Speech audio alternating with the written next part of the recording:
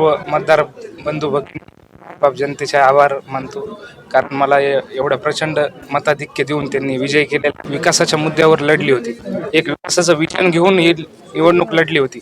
पण आता येणाऱ्या काळात आपण जेवढेही शेत रस्ते, पांधन रस्ते, ट्रान्सफॉर्मरचे काम केले ते सर्व आता शेत रस्ते आता डांबरीकरण होणार आहेत, काही खडीकरण होणार आहेत. सगळ्यांचे नंबरसाठी आपण प्रयत्न करत आहोत.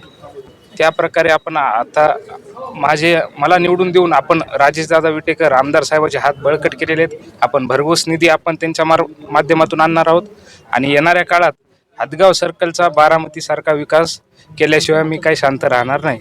अन्य पक्षाच्या उमेदवारांकडून आपल्या वडिलांवरती टीका करण्यात आलेली होती, तरी आपण भरघोस मताने निवडून आलेले आहे, काय सांगू?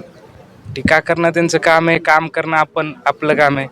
आणि काम करत कामाच्या माध्यमातून त्यांना आपण उत्तर दिलेलं आहे. आणि प्रचंड जनतेने ह्या मताधिक्य देऊन त्यांना दाखवून दिले, फक्त टीका करून काय होत नसते, काम करावं लागत असते.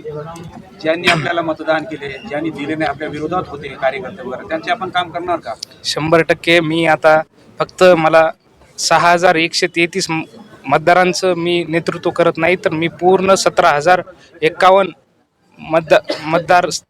मतदारसंघातील मतदारांचं नेतृत्व करतोय. मी कोणताही भेदभाव करणार नाही. कोणताही कार्यकर्ता आला, कोणत्याही जातीचा असेल, कोणत्याही धर्माचा असेल, तो एक माणूस म्हणून माझ्याकडे आला असेल तर मी त्याचं 100% काम करेल.